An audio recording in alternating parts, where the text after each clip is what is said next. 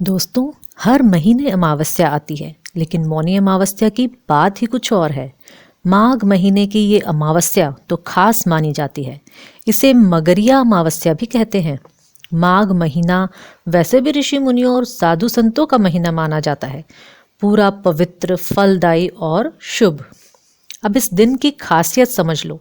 अगर पवित्र नदियों में स्नान कर लिया तो समझो वैकुंठ का टिकट मिल गया। गंगा, यमुना, सरस्वती, इन नदियों में देवताओं का वास होता है और यहाँ डुबकी लगाने से पाप भी धुल जाते हैं। अब नाम से ही समझ जाओ, मौनी अमावस्या यानी मौन रहना। इस दिन जितना कम बोलोगे उतना ही ज्यादा अच्छा।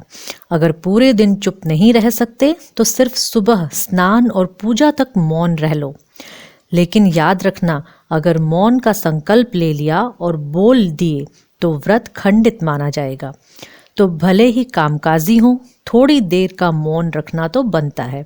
इस दौरान जो भी पूजा पाठ हो, मन ही मन करो। इस दिन तुलसी और पीपल की पूजा करना बहुत शुभ माना जाता है। तुलसी में भगवान विष्णु और माता लक्ष्मी का वास है। पीपल के पेड़ में पितृ देवता और सभी देवी देवताओं का वास होता है।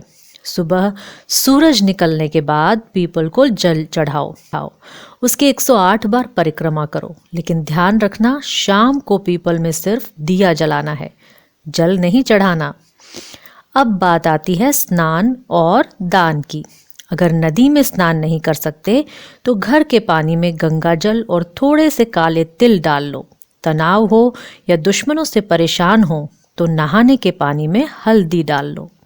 स्नान के बाद सूर्यदेव को जल चढ़ाओ और 1 लोटा जल पितरों के लिए दक्षिण दिशा की ओर मुख करके अर्पित करो।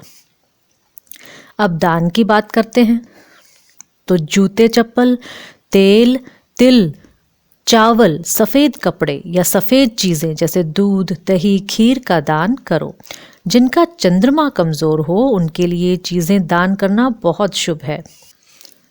मौनी अमावस्या पर पितरों को खुश करना सबसे ज़रूरी काम है। सुबह जो भी खाना बनाओ उसमें से गाय, कुत्ते, चींटियों और कौवे के लिए हिस्सा ज़रूर निकालो। कौवे को खाना देना तो बहुत ज़रूरी है, क्योंकि माना जाता है कि पितर कौवे के रूप में धरती पर आते हैं। पितरों के लिए तर्पण और पिंडदान ज़रूर करो।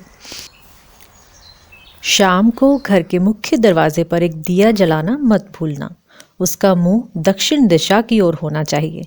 इसके अलावा लक्ष्मी जी को प्रसन्न करने के लिए उत्तर दिशा में भी दीपक जलाना चाहिए। और हाँ, अगर इस दिन नीलकंठ पक्षी दिख जाए तो समझो किस्मत चमक गई। तुरंत मनोकामना मांग लो, भगवान शिव की कृपा से पूरी हो जाएगी। नीलकंठ को देखना बहुत शुभ माना जाता है।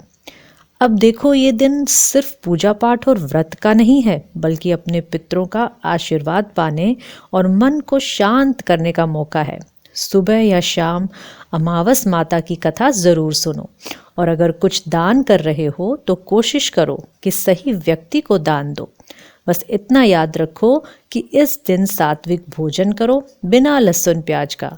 और अगर व्रत रख रहे हो तो शाम को पूजा के बाद फलाहार कर लो। तो दोस्तों, इस बार मौनी अमावस्या पर ये सब काम करके देखना। जिंदगी में पॉजिटिविटी और शांति का अनुभव ज़रूर होगा। हरे कृष्ण।